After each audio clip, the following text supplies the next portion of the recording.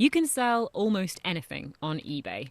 The online marketplace had 1.5 billion listings in 2021 from sellers all over the world. But there are some things you aren't allowed to sell. One is ivory. This is awful, seeing something like this for sale. This is a classic piece of ivory.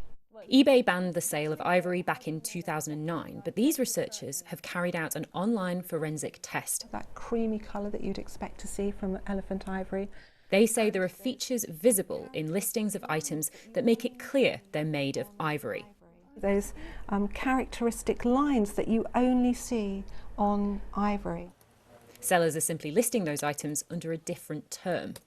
Bovine bone is the big one. It's the major one. It's the one that we found was used most when we did our 3-month investigation back in 2018, and it's still the biggest pseudonym being used now.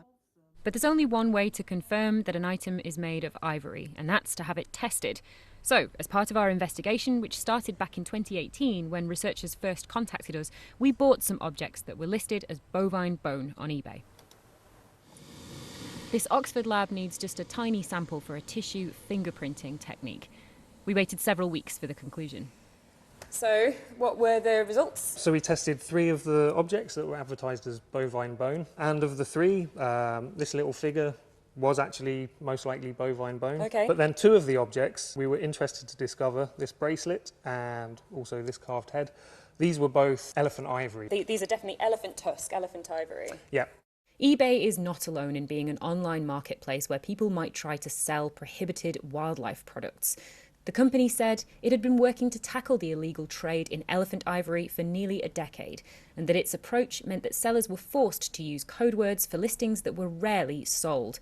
But the researchers who started this investigation found hundreds of sales of ivory that were completed, and the same code words were used repeatedly.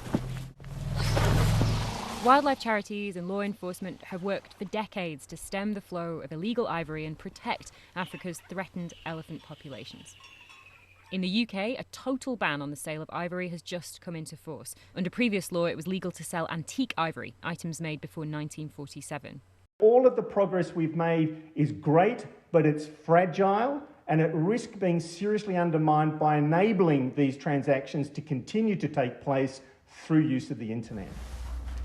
Experts in the ivory trade say that companies that profit from these transactions should invest more of that profit in enforcing their own rules.